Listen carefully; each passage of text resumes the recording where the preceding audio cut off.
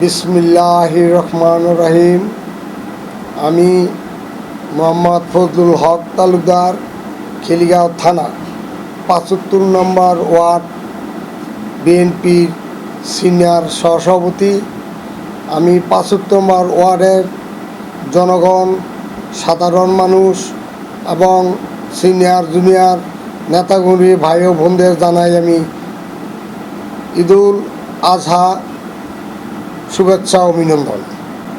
আমি রাব্বুল আলামিনের কাছে দোয়া করি সারা বিশ্বের মুসলমান এবং ইসলাম ধর্ম যারা আছে তাদেরকে আল্লাহ যাতে নিজে হাতে হেফাজত করে, সেই জন্য আল্লাহর কাছে আমি রাব্বুল আলামিনের কাছে আমি দোয়া করি আল্লাহ যেন সারা বিশ্বের মুসলমানদেরকে হেফাজত করে। কেননা আমরা শুনতেছি যে আমাদের সারা পৃথিবী মুসলমান যারা ধর্ম মুসলমান তাদেরকে নির্যাতন, কিছু জায়গায় শুনছি যে তা কুরবানি দেওয়া নাকি নিষেধ করছে, সেটা তারা অন্যায়। কেন আমরা সারা পৃথিবীর ধর্ম যার যার, উৎসব তার তার, সেই জন্য তারা অন্যায় কাজ করে। তাই আমি দোয়া করি আল্লাহ যাতে আমাদের মুসলমানকে সবাই ভালো হয়। সারা পৃথিবীর যত মুসলমান মৃত্যু হয়েছে সেই জন্য আমি আল্লাহর কাছে দোয়া করি আল্লাহ যেন তাদেরকে জান্নাতবাসী করায়। তাই আজকে আমাদের বাংলাদেশের গণপ্রজাতন্ত্রী বাংলাদেশ মাননীয় প্রধানমন্ত্রী তারেক জিয়া, তাদের উদ্দেশ্যে আমি একটা কথা বলতে চাই।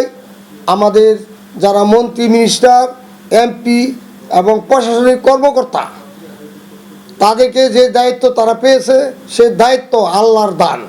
তারে যারা দায়িত্ব পেয়েছেন আপনারা নিঃস্বার্থে, আপনারা সরলভাবে আপনারা এলাকার সারা বাংলাদেশের উন্নয়নমূলক কাজ করবেন, যার যার দায়িত্ব পালন করবেন।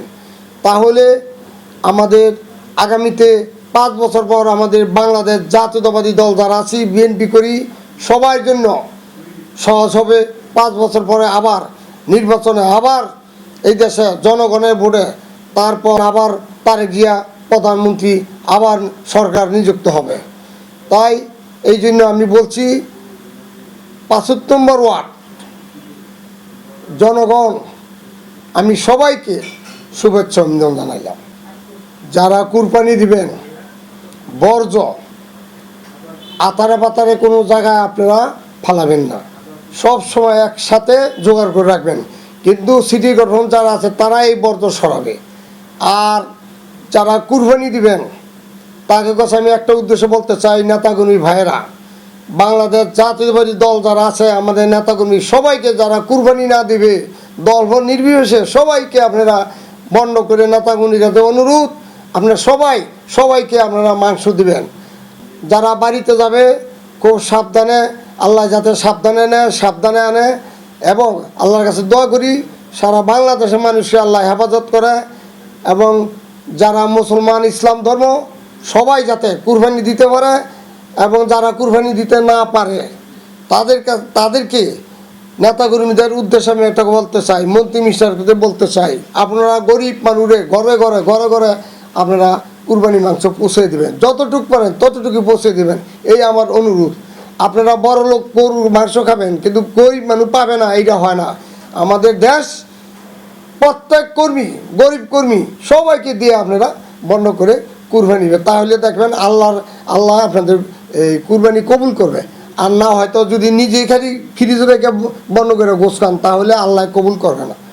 তাই সারা বিশ্ব এবং বাংলাদেশকে আমি সবার আন্তরিক শুভেচ্ছা জানাই, সবাইকে ধন্যবাদ জানাই, সুস্বাস্থ্য কামনা করে সবার জন্য দোয়া করে আমি আমার কথা শেষ করলাম।